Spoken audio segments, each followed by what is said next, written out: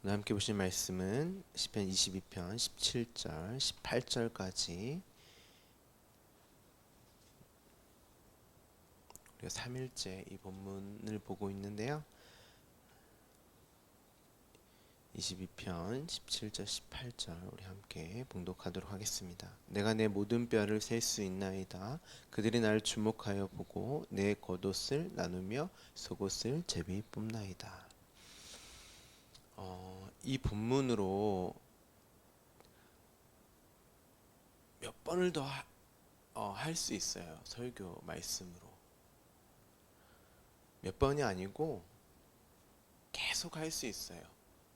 왜냐하면 성경은 예수 그리스도와 십자가만 이야기하고 있기 때문에 겉옷, 속옷의 이야기로 창세기부터 요한계시록까지 계속해서 말씀드릴 수 있습니다. 아담과 하와가 그 옷을 만들어 입는, 그리고 하나님께서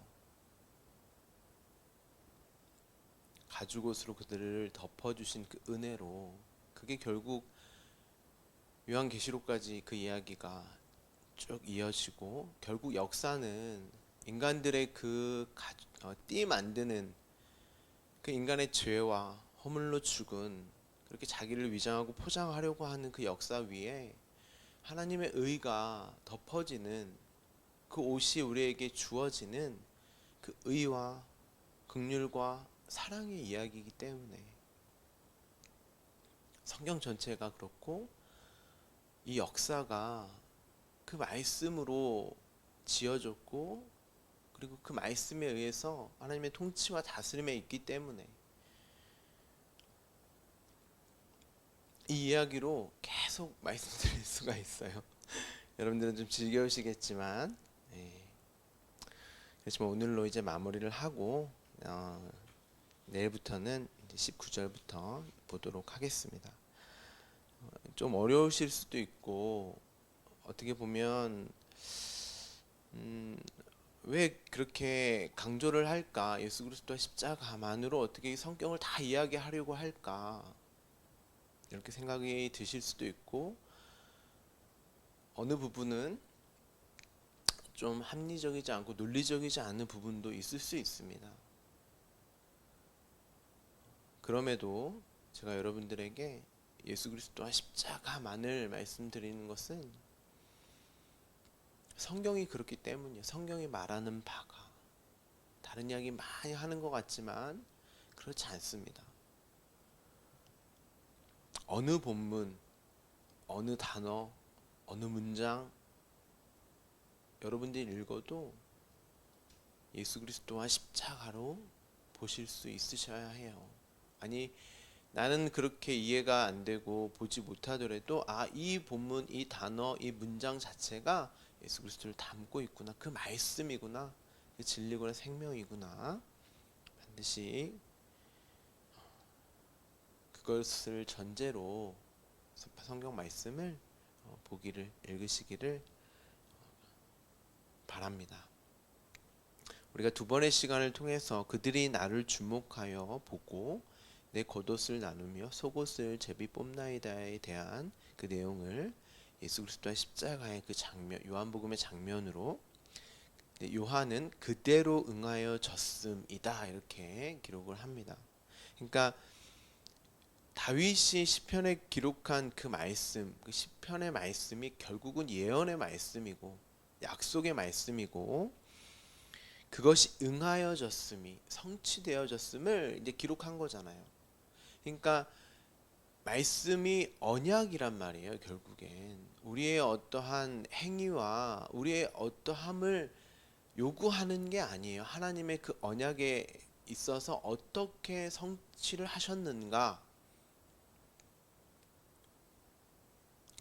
여러분의 말씀, 그것을 발견하시면 돼요. 그리고 나에게 그 언약이 어떻게 주어졌는가, 완성된, 성취된, 그 예수 그리스도의 십자가로 성취된, 완성된, 이루어진 언약이 나에게 어떻게 주어졌는가, 내가 누구에게 그 언약을 받게 되었는가, 그 언약의 내용이 무엇인가, 거기에 초점이 있단 말이에요. 1차적으로. 근데 우리는 이 1차적인 내용에는 관심이 없고 내가 어떻게 하는 거에 관심이 있단 말이에요. 결국 하나님처럼 되어버린 할 수 있는 나를 증명하기 위해서 말씀을 사용하는 거죠. 사단이 그것을 가장 잘 노립니다. 예수님의 시험의 내용도 그거였고 결국 여러분의 인생과 삶 속에서도 그 시험이 주어지는 거예요. 이 언약의 성취는 다윗의 삶을 언약이 주어진 자의 삶, 그 언약에 의해 이끌려 가게 되는 십자가의 삶이 그대로 이제 그려지는 삶임을 엿볼 수 있죠. 그러니까 다윗의 인생도 십자가예요. 그 은혜와 긍휼과 그 사랑이 부어지는 그 십자가의 자리, 그 자궁의 자리, 처음 자리.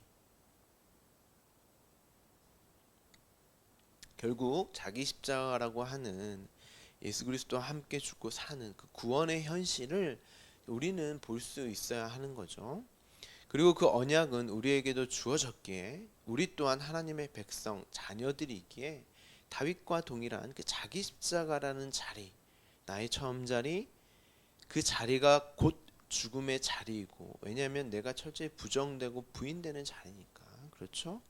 그런데 그 자리가 곧 구원이 임하는 생명의 자리이기도 한 거죠. 그것을 이제 국률, 자궁이라고 이제 표현을 했습니다. 근데 그 자리가 본래는 내가 없으며 티끌의 자리이기도 하단 말이에요. 그 자리에 하나님의 생기가 부어지는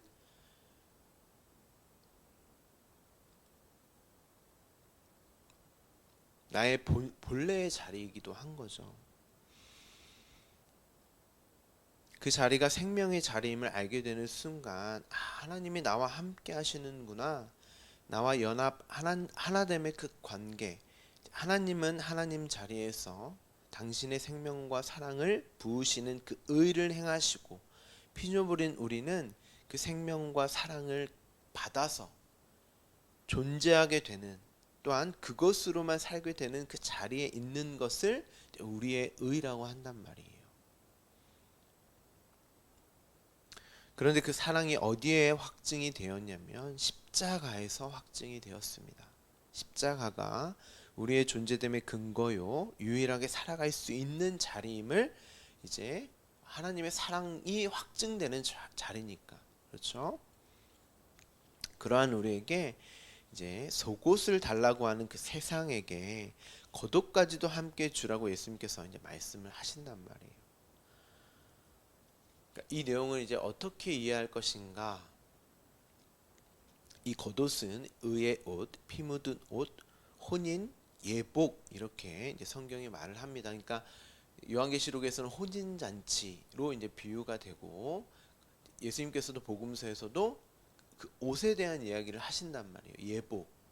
그 옷이 아니면 아무리 자기가 만들어 입은 화려하고 멋있고 값비싼 옷을 입고 가도 왕은 그를 끌어서 내다 이제 쫓아내 버린단 말이에요. 하나님이 허락한 그 옷, 의의 옷, 예수 그리스도라는 그 옷을 입어야 되는 거예요. 우리에게 속옷을 달라는 이에게 겉옷을 함께 준다는 것을 이제 여러분이 좀 오해하실 것 같아서 이제 말씀을 드리는데, 선한 마음을 가지고 덕스러움으로 베풀어라 이런 말이 아니라고 이제 말씀을 드렸습니다. 우리가 속옷을 달라고 하는 이에게 겉옷, 그 의의 옷을 준다고 하는 게 무슨 말일까? 자, 보세요. 먼저는 제가 한 번 더 설명을 이제 드리겠습니다. 예수님이 이 땅에 오셔서 먹을 것을 주시고 이적과 기적으로 병자들을 치유하신 일을 그 정도의 수준으로 이해하면 안 되는 거죠. 그렇게 이해한 자들이 예수님을 죽였으니까. 예수님은 하나님의 일을 하셨던 거지 사람의 일을 하신 게 아닙니다.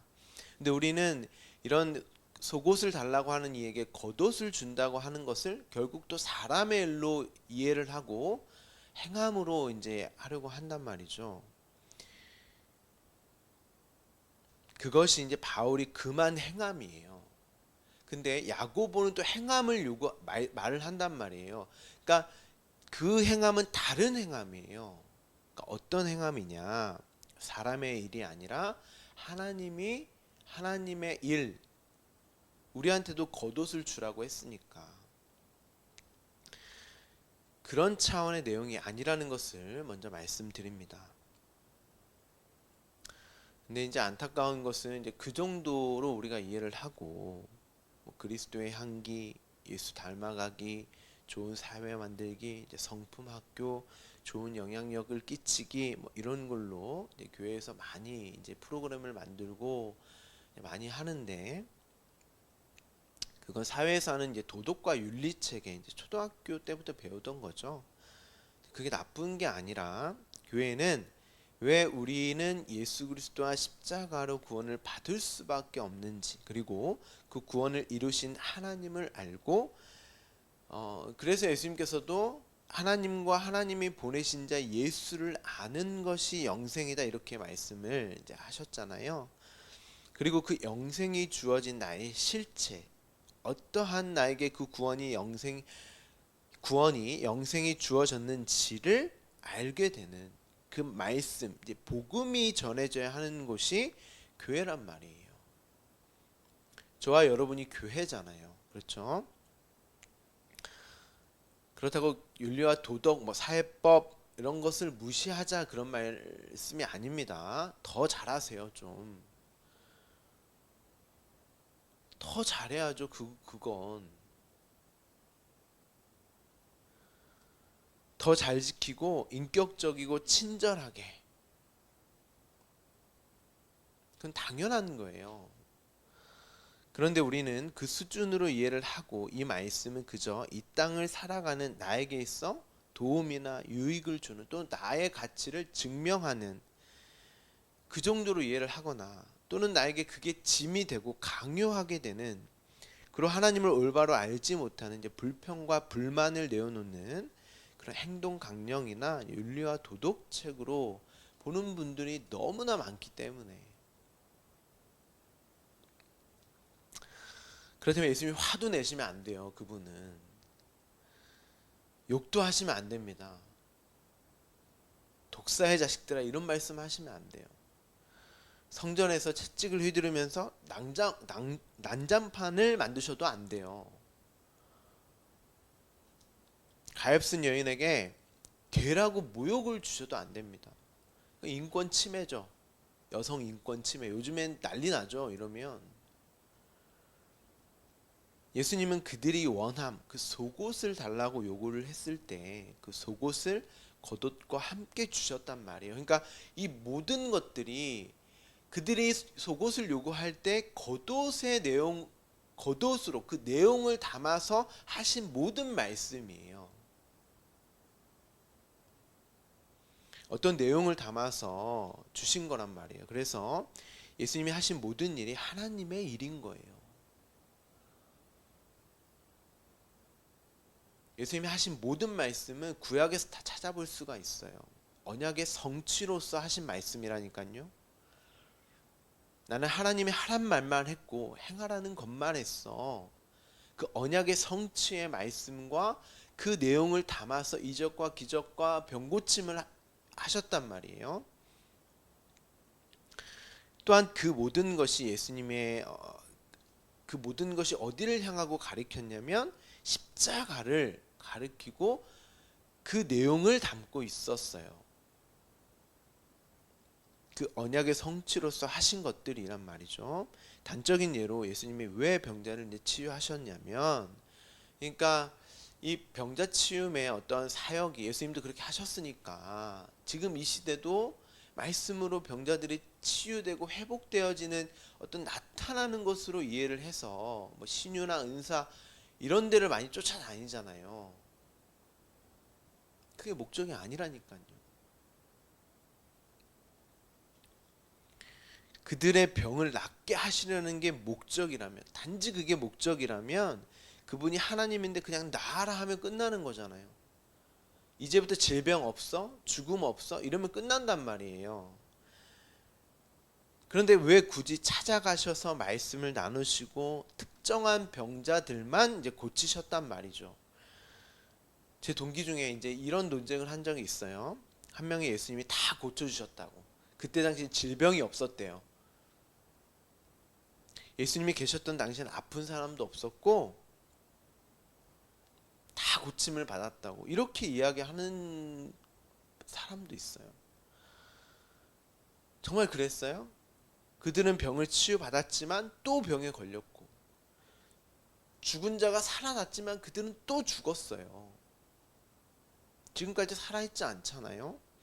그러니까 그런 일들은 어떤 의미와 내용을 가지고 예수님께서 행하신 일들이란 말이죠. 그것이 담고 있는 십자가, 죽음과 살아남, 영생을 담고 있었던 것이죠. 신약의 대부분의 병고침은 이미 구약에서 예언이 되어져 있던 것들이에요. 이사야서를 보시면 42장 18절부터 21절까지를 제가 읽어 드릴게요.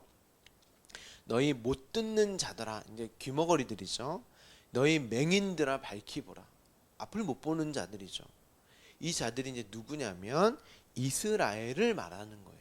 전부. 이스라엘 전부가 못 듣고 못 봤어요. 뭘? 말씀을 그냥 선언해 버리신 거예요. 그런데 하나님이 이스라엘 통해서 뭐라고 말씀하시냐면 맹인이 누구냐? 내 종이 아니냐? 누가 내 보내는 내 사자같이 못 듣는 자겠느냐? 누가 내 충성된 자같이 맹인이겠느냐? 누가 여호와의 종같이 맹인이겠느냐? 내가 많은 것을 볼지라도 너희 이스라엘들은 많은 것을 보고 있다고 하고 듣고 있다고 하고 지키고 있다고 하지만 아니하며 귀가 열려 있을지라도 듣지 않고 여호와께서 그의 의로 말미암아 기쁨으로 교훈을 크게 하며 존귀하게 하려 하셨으나 결국 못 듣고 못 봤다는 거예요. 하나님이 이사야 선지자를 통해서 그들을 그렇게 선언해 버리셨어요. 근데 여기 보면 누가 내 종이며 충성된 자 같이 맹인이며 그런 이야기가 나온단 말이에요. 이스라엘이 하나님의 이 땅에 하나님으로 여기지 않고 하나님을 하나님으로 여기지 않고 또한 당신의 그 하나님의 말씀을 깨닫지도 못하는 자들을 듣지 못하고 보지 못하는 자로 그렇게 이제 선언을 해버리시고, 근데 맹인이 누구냐? 내 종이 아니냐? 누가 내가 보내는 내 사자 누구예요? 예수 그리스도예요. 예수 그리스도가 저와 여러분을 위해서 이 땅에 오셔서 못 듣고 못 보는 자가 되어서, 왜요? 우리의 못 들음과 못 봄을 그가 자기 몸으로 끌어서 가지고 가버리셨어요. 그리고 십자가에 달려 죽으셨어요. 우리가 보지 못하고 듣지 못함이 뭐예요? 그걸로 십자가에 달려 죽으셨는데 보지 못하고 듣지 못함이 뭐예요? 그게 죄예요. 그게. 예수님이 이적과 기적과 병고침을 하셨는데 그게 담고 있는 게 뭔지를 모르면 그게 죄고, 여러분에게 지금 이 역사, 삶, 인생이 뭔지를 못 보면 그게 죄란 말이에요. 그게. 결국 여러분을 위해서 사니까 여러분은 여러분을 위해서 살고 존재하는 게 아니란 말이에요.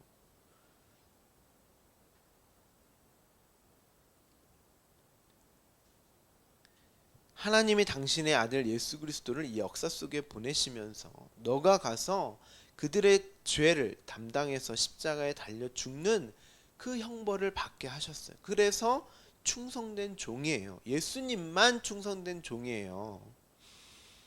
예수님만 그 말씀에 순종하셨기 때문에 우리는 모두 죄와 허물로 죽은 자, 불순종한 자들이란 말이에요. 바울이 선언을 해버리잖아요. 그 말씀에 대한 충성은 예수님밖에 못하는 거예요. 여러분이 충성하는 게 아니에요. 착각하지 마시란 말이에요. 그런 걸 하나님이 요구하시는 게 아니란 말입니다. 겉옷을 주라고 하는 게 어떤 어떤 덕스러움, 어떤 베품, 호의가 아니란 말이에요.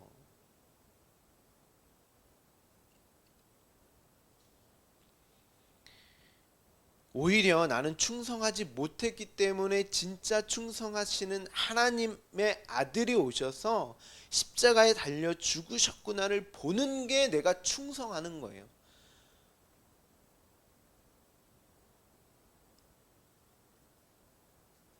여러분은 먼저 그 십자가를 바로 보셔야 돼요. 말씀을 들으셔야 돼요. 되지도 않는 것을 하나님이 여러분에게 요구하시는 게 아니라, 그러니까 너무 그거 못했다고 좌절할 필요도 없고 그것 좀 했다고 자랑할 거리가 아니란 말이에요. 그건 우리의 일도 아니고 우리의 열매도 아니에요. 성령이 맺으시는 열매예요, 그게.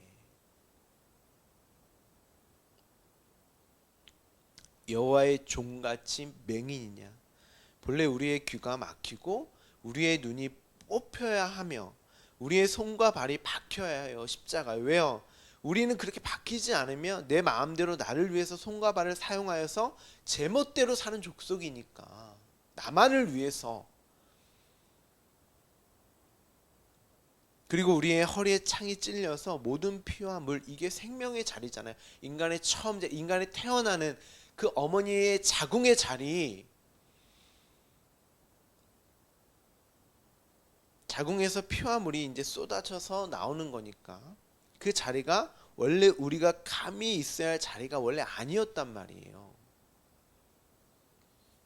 그런데 예수님이 하나님의 충성된 종으로 이 땅에 오셔서 가시면류관을 쓰시고, 그러니까 예수님이 머리에 가시면류관을 쓰셨다고 하는 건 본인의 의지와 어떤 생각과 주관과 뜻이 완전히 삭제되어 버린 것을 얘기하고, 맹인이 되셔서 손과 발에 못이 박히시고 하나님이 하라는 것만 하는, 하나님이 가라는 곳만 갖고 말하고자 하는 것만 말씀을 하신, 허리에 모든 피와 물을 쏟으셔서 우리의 교회를 낳으셨어요. 우리에게 자유를 주셨어요. 어떤 자유예요? 이 자유가 막 내 멋대로 사는 그런 방종입니까? 아니면 자유의지예요? 아니에요. 이제 말씀을 볼 수 있는 눈을 뜨게 해주셨고, 들을 수 있는 귀를 열어주셨고, 마음껏 돌아다닐 수 있는, 하나님 안에서, 그 자궁 안에서 그 하나님이 저주로 주시는 양식을 마음껏 누리며 살 수 있는, 뛰어놀 수 있는 그 온전한 관계 속에서 평강을 누릴 수 있는 그 자유가 주어졌단 말이에요. 여러분, 자유는, 여러분 생각해 보세요. 우리가 자유로울 수 있는 전제가 뭐예요? 법의 테두리 안에 있기 때문이에요. 법이 없으면 자유로울 수 없어요.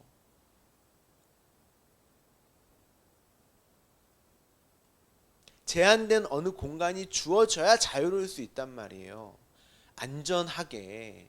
안 그러면 그 테두리, 법이 없는 순간 여기는 무질서, 무법자의 도시가 된단 말이죠. 인간은 그런 존재란 말이에요.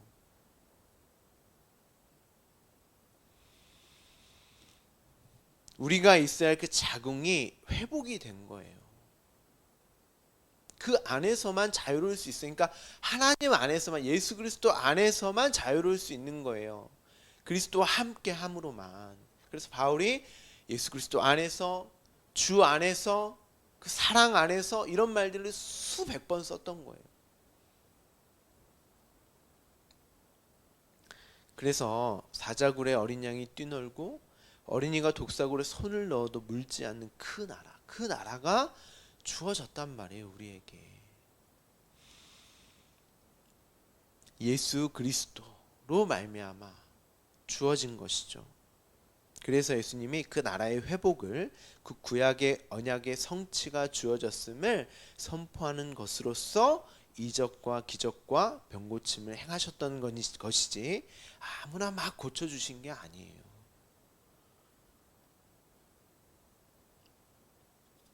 반드시 그 말씀으로, 그 내용으로, 진리로, 생명으로 이해를 할 수 있어야 한단 말이에요. 지금도 이 시대도 마찬가지예요. 그러면 우리에게 그들이 속옷을 달라고 할 때 겉옷을 함께 준다는 말이 무슨 말일까요, 여러분? 예수님이 우리도 자기 십자가를 지고 따르라고 했으니까 우리도 반드시 그 요구가 이제 되어질 것, 주어질 것이란 말이죠. 예수님처럼 그의 모든 삶이 십자가를 향해 있었고 예수님의 모든 삶이 다윗도 지금 마찬가지란 말이죠. 그 십자가를 설명하는 삶을 살았고 결국 십자가에 달려 죽으셨고 살아나셨던 것처럼 여러분도 여러분의 삶을 십자가로 향하게 되었음을, 그리고 지금 내가 십자가의 삶을 살고 있음을, 그리고 결국 나의 인생의 끝은 십자가에 매달려 죽고 살아나게 될 것임을 보고 가는 거예요. 아, 내 인생은 십자가구나. 내가 부정되고 부인되는, 그로 나는 하나님으로만 살 수 있고 존재할 수 있고 살아갈 수 있는, 나는 긍휼이 아니면, 은혜가 아니면, 하나님의 그 생명이 아니면 나는 그냥 없음이구나.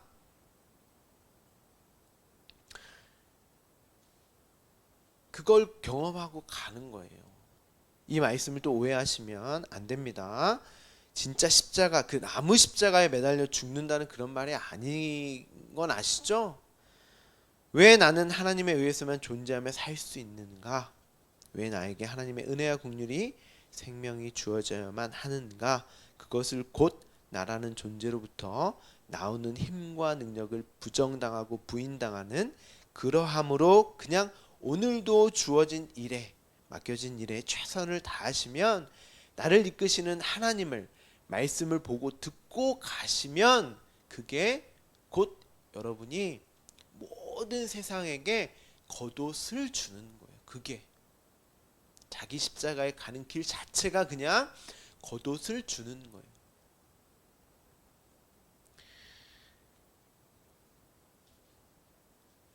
그리고 하나님을 보고 예수 그리스도, 그 하나님이 보내신 자 예수 그리스도를 알고 보고 가는 그 귀한 삶이기 때문에 그것을 영생이라고 하는 거예요. 또 복음이 필요한 자들에게 복음이 주어져서 살아가는 그 인생을 예수님은 또 빛이다라고 말씀을 하셨고, 그것을 언약을 기반으로 되어지는 일이기 때문에 소금이라고도 이제 말씀을 하는 것입니다. 소금은 언약을 이제 말하는 단어예요. 그게 여러분이 속옷을 달라는 자들에게 겉옷을 함께 주는 것입니다. 결국 그들이 애굽, 바벨론, 소돔에서, 옛 성전에서 이제 모두 죽잖아요. 계시록에 보면 왜 나는 이 역사 속에서 부정당하고 부인당해야 하는가? 왜 나는 하나님만을 절대 의지하며 의존하며 사는 그런 삶을 살아야 하는가? 그게 곧 세상 사람들이 보기에 아유 바보, 멍청이, 비방하며 놀리며 죽어있는 자로 여긴다는 거예요. 그래서 다윗이 지금 그 십자가에 달린, 자기 십자가를 지고 가는 그 인생이 나를 비방하며 나를 물어뜯는 사자, 소, 이런 단어들을 시편 22편에서 계속 등장을 시키는 것입니다. 예수님이 십자가에서 죽으시면서 그들에게 속옷과 함께 겉옷을 주셨던 것처럼 그게 여러분이 속옷을 달라고 하는 이에게 겉옷을 함께 주는 것입니다. 우리에게 그 율법적인 어떤 논리와 그런 체계적으로 어떤 세계관, 어떤 지식체계, 어떤 행동들을 요구하게 될 때 나는 그렇게 말씀을 보고 듣는 자이기 때문에 그 말씀을 그냥 흘려주시면 돼요.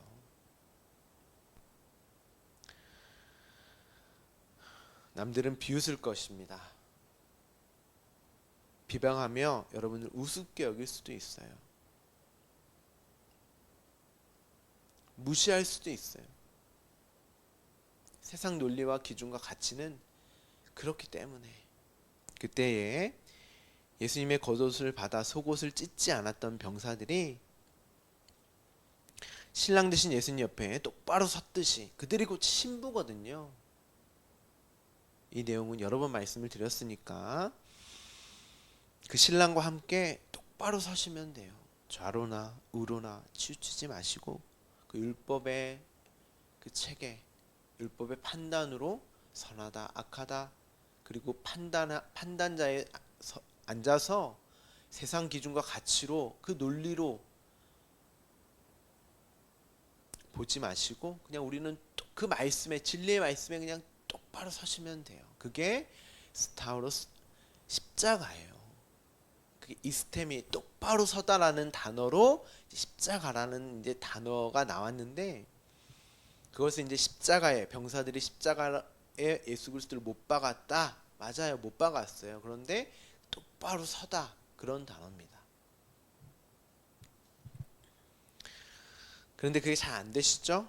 그럴 때도 그래서 나에게 예수 그리스도와 십자가가 필요하구나. 은혜가 필요하구나. 그 은혜를 붙드시고 또 너는 그래. 너를 의지하고 너의 힘으로 능력으로 사는 그 지옥을 사는구나 하고 가볍게 여기시면서 그래서 너에게도 하나님의 은혜와 긍휼이 십자가가 필요한 것이지 하고 내가 나를 보듯 내가 나를 용서했듯 그를 불쌍히 여겨주시면 돼요. 너나 나나 하나님의 그 생명이 끊어지면 그냥 없음인데 하고 또 은혜로 나아가시면 됩니다.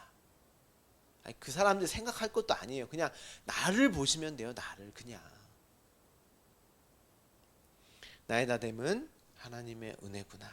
사도 바울의 고백이 여러분의 고백이 되기를 소망합니다. 기도하겠습니다.